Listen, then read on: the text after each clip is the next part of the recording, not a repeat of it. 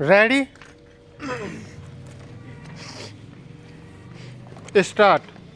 Madam, सरकारी स्थान संशोधन विधेयक 1992 जो प्रस्तुत किया गया है, मैं उसके विरोध में नहीं हूँ, बल्कि मैं इसका समर्थन करता हूँ। लेकिन यह कानून बहुत पुराना है। सन 1971 में यह पास किया गया था और कानून बना था।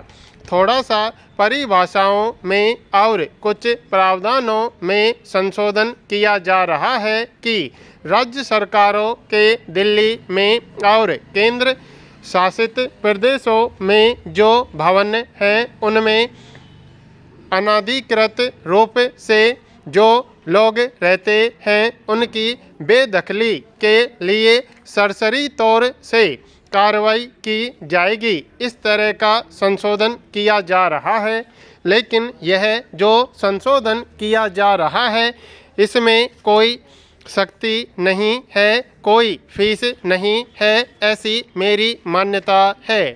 क्योंकि यह पुराना कानून 1971 का है और अब जो संशोधन किया जा रहा है, ये दोनों भले आदमी के लिए हैं, शरीफ आदमी के लिए हैं, कमज़ोर आदमी के लिए हैं, जो बड़ा आदमी है, जो प्रभावशाली है, जनबल में मजबूत है, उसके लिए यह कानून कुछ नहीं कर सकता।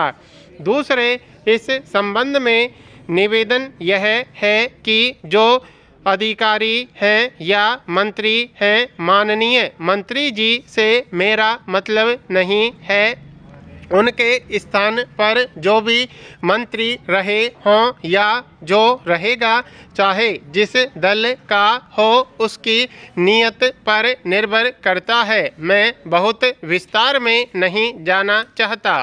मंत्री के विपक्ष के लोगों के लिए आदेश होते हैं कि आप 3 दिन में भवन खाली कर दीजिए और जो सरकारी पक्ष के हैं, उसके लिए 1 वर्ष तक।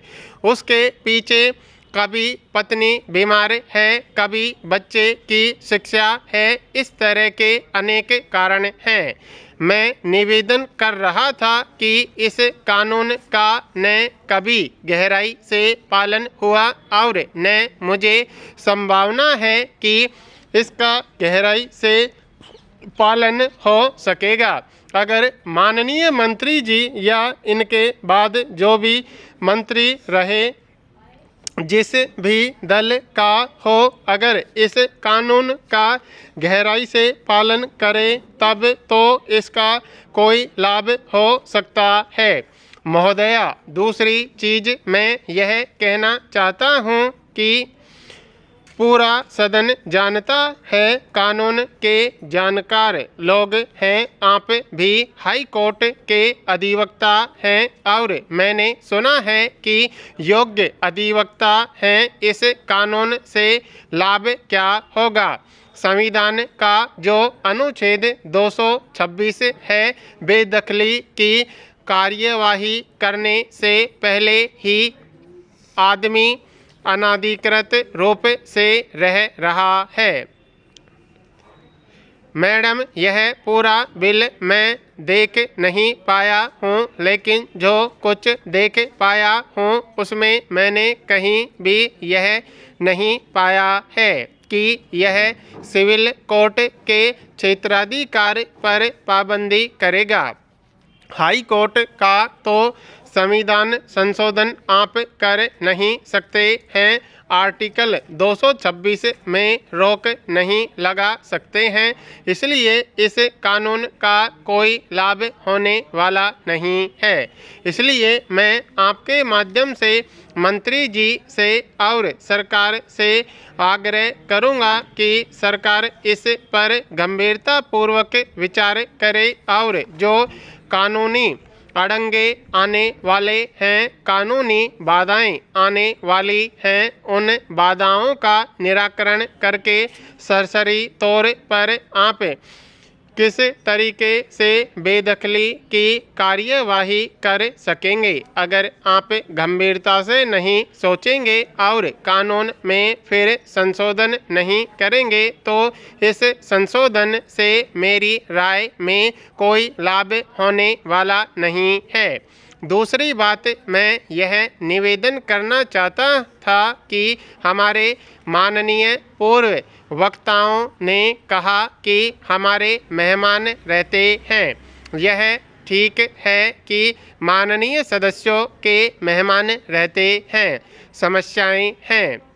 इसके लिए माननीय मंत्री जी से मेरा अनुरोध है कि आप कुछ भवनों का विस्तार कराइए। कुछ राज्य सरकारों को भी प्रोत्साहित कीजिए कि वे दिल्ली में कुछ अपने भवन बना सकें। मैं उत्तर प्रदेश से आता हूँ। उत्तर प्रदेश के 2 भवन यहाँ पर है और तीसरा भवन बन रहा है, लेकिन हमारे उत्तर प्रदेश के जो विधायक हैं, हमारे जो अधिकारी हैं या नवनिर्वाचित संसद सदस्य हैं, उनको स्थान नहीं मिलता है। उसका कारण यह है कि कमरों की कमी है। दूसरी बात यह है कि आज ही माननीय मंत्री जी अपने आदेश से जांच करवाएं या प्रदेश सरकारों से जांच करवाएं तो उन्हें पता चलेगा कि उत्तर प्रदेश भवन में अनाधिकृत रूप से वर्षों से लोग पड़े हुए हैं। वे न तो विधायक हैं और न ही MP हैं और न ही IAS या IPS अधिकारी हैं। उनको कोई बेदखल करने वाला नहीं है। इसलिए मैंने शुरू में कहा कि यह सरकार और अधिकारियों की नीयत पर निर्भर करता है कि कौन आदमी अधिकृत व्यक्ति है और किसको निकाला जाए और किसको नहीं निकाला जाए।